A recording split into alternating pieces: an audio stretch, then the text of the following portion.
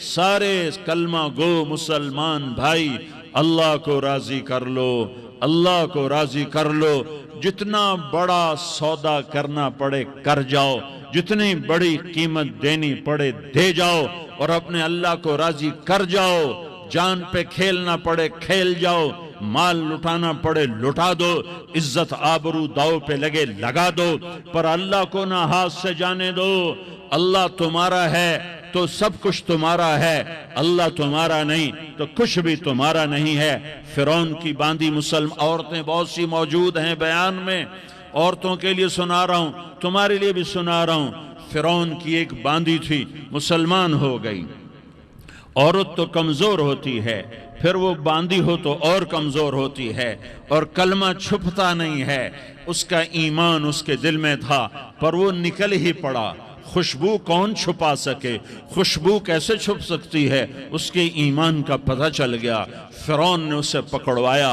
اس کی 2 بیٹیاں تھیں، ایک دودھ پیتی تھی، ایک انگلی پکڑ کے چلتی تھی۔ اس نے بڑے کڑا میں تیل ڈالا، اس کے نیچے آگ جلائی، تیل کھولنے لگا، اس نے دربار سجایا، اور اس کے اپنی باندھی کو بلایا، اس کی 2 بیٹیوں کو بلایا۔ یہ مائیں سن رہی ہیں کہ ماں اولاد کے لیے کیا کچھ کر گزرتی ہے، کیا کچھ کر گزرتی ہے۔ مامتا سے تاریخ بھری پڑی ہے، اور اللہ نے بھی جو اپنی محبت کو تشبیہ دی ہے کہ میں اپنے بندوں سے محبت کرتا ہوں، تو باپ کی محبت سے تشبیہ نہیں دی۔ اللہ نے کہا میں ماں سے 70 گنا زیادہ پیار کرتا ہوں۔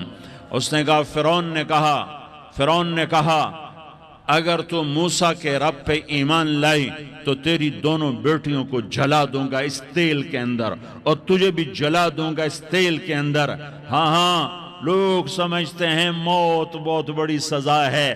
ارے جس نے اللہ کو پا لیا اس کے لیے موت تحفہ ہے۔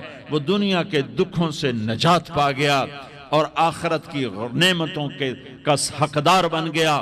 تو فرعون کی باندھی نے کہا فرعون یہ تو میری 2 ہیں، اگر میرے پاس اور ہوتی، میرے پاس 100 ہوتی تو میں 100 بھی اللہ کے نام پہ قربان کر دیتی۔ فقض ما انت قاض، کر جو تجھے کرنا ہے۔ انہیں بڑی بیٹی کو پکڑا، انہیں کہا اماں ہائے اس ماں سے پوچھو جس کے آگے جلتا ہوا تیل اور اس کی بیٹی کو ڈالا جا رہا ہو، اور وہ اماں کہے، اور اس کا ایک بول ماں کا، ایک بول بیٹی کی جان بچا سکتا ہو۔ کلمہ کفر کہہ جا، گھر میں جا کے توبہ کر لے، معاف ہو جائے گا۔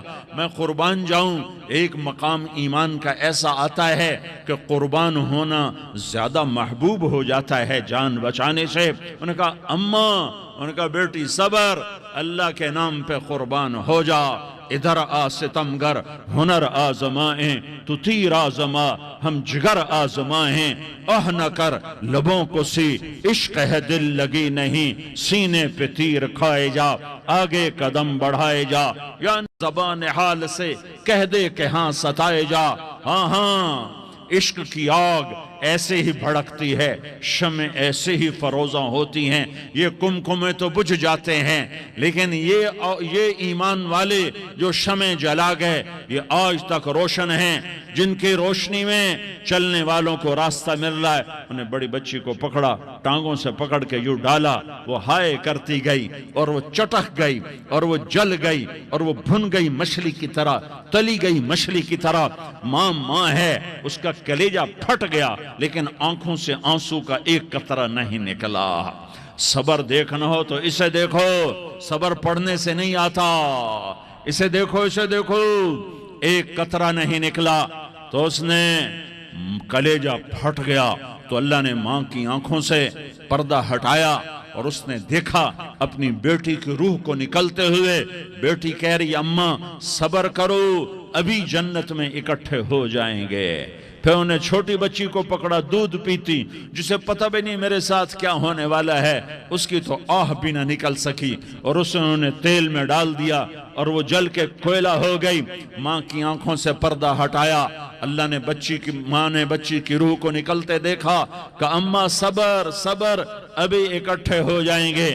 پھر جب اس کو پکڑنے لگے تو اس نے کہا فرعون میری ایک خواہش پوری کرو گے؟ کہ کیا؟ کہ جب مجھے بھی جلا دو تو مجھے اور میری بیٹی کی ہڈیاں باہر نہ پھینکنا، ہمیں کٹھے کہیں دفن کر دینا، کٹھے کہیں دبا دینا۔ فرعون نے کہا ہاں ہاں تمہاری یہ خواہش پوری کر دی جائے گی۔ ہاں دنیا میں اللہ فرعونوں کو مہلت دیتا چلا آیا، لیکن فرعونوں کو مار کے دکھایا۔ نمرودوں کو مہلت دیتا چلا آیا، پھر نمرودوں کو مار کے دکھایا۔